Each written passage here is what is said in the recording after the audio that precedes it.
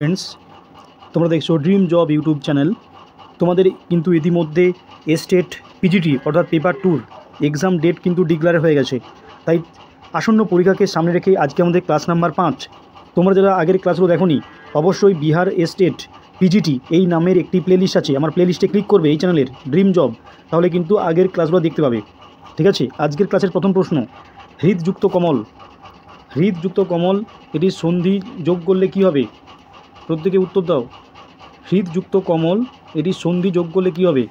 এটি সন্ধি যোগ করলে হবে হৃদকমল। ঠিক আছে, হৃদকমল। ঠিক আছে, নেক্সট কোশ্চেন। ট্যাক্সিতে এলাম এটি কী জাতীয় কারক? প্রত্যেকে সঠিক উত্তর দাও। ট্যাক্সিতে এলাম এটা কী জাতীয় কারক? ট্যাক্সিতে এলাম মানে ট্যাক্সি দ্বারা এলাম। ঠিক আছে, ট্যাক্সি দ্বারা এলাম অর্থাৎ এটা করণ কারক। পরবর্তী প্রশ্ন, এটা যন্ত্রাত্মককরণ বলতে পারো। মান যুক্ত আ, মান ধাতু যুক্ত আ এটি কি জাতীয় ধাতু? ধাতু নির্ণয়, এখানে ধাতুর চিহ্নটা হবে।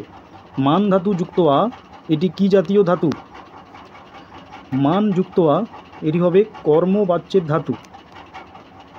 ঠিক আছে, আ প্রত্যয় যোগ করে কর্মবাচ্যের ধাতু নির্ণয় হয়।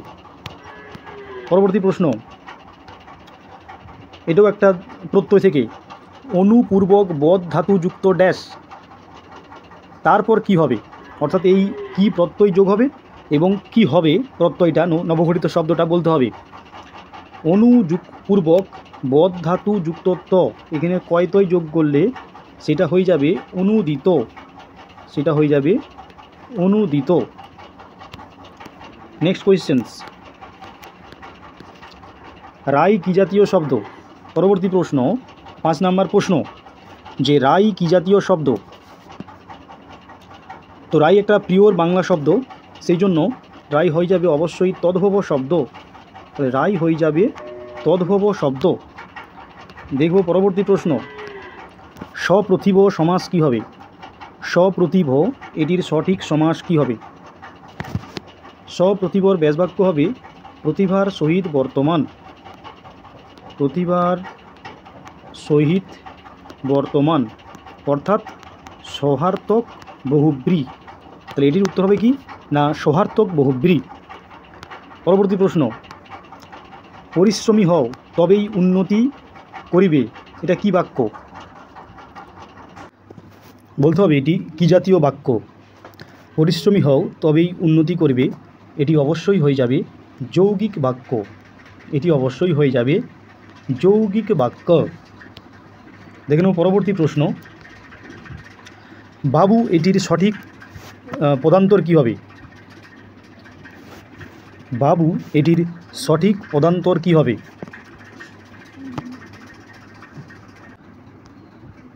এটির সঠিক পদান্তর কী হবে? বাবুর সঠিক পদান্তর কী হবে? অবশ্যই হবে বাবু আনা। বাবুর সঠিক পদান্তর হবে বাবু আনা। দেখব পরবর্তী প্রশ্ন, কৃষাঙ্গী এটির সঠিক বিপরীত শব্দ কী হবে? দেখো কৃষাঙ্গীর মানে কি? কৃষাঙ্গী মানে খুবই রোগা, ঠিক আছে, স্লিম। তাহলে এর বিপরীত শব্দ কী হবে না, স্থূলাঙ্গী। ঠিক আছে, কৃষাঙ্গীর বিপরীত শব্দ হবে স্থূলাঙ্গী।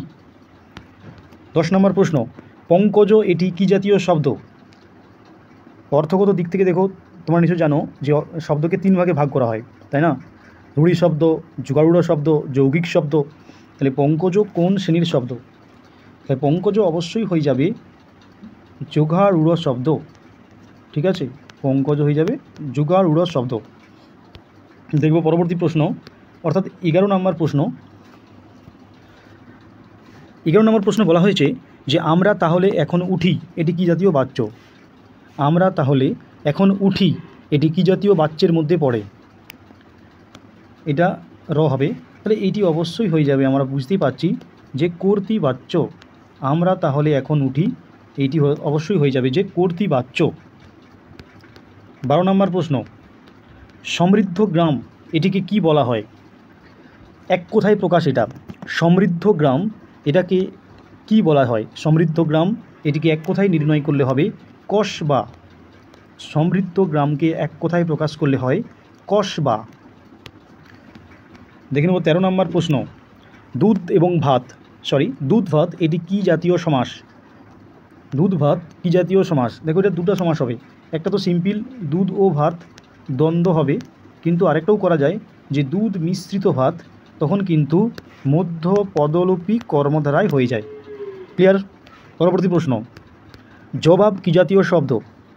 জবাব কী জাতীয় শব্দ? দেখো জবাব যদি আমরা দেখি, জবাব কিন্তু আরবি শব্দ, ঠিক আছে, জবাব আরবি শব্দ। দেখে নেব 15 নম্বর প্রশ্ন, বিপন্ন এটির সঠিক বিপরীত শব্দ কী হবে? মানুষটি খুব বিপন্ন, এই প্রশ্নটি কিন্তু স্টেট টিজিটিতে এসেছিল। বিপন্ন এর সঠিক শব্দ হবে নিরাপদ, অর্থাৎ এর বিপরীত শব্দ আর কি, ঠিক আছে, অর্থাৎ কোনো আপদ নেই। দেখে নেব 16 নম্বর প্রশ্ন, দেখো পিতৃকল্প এটির সঠিক এক কথায় প্রকাশ কী হবে?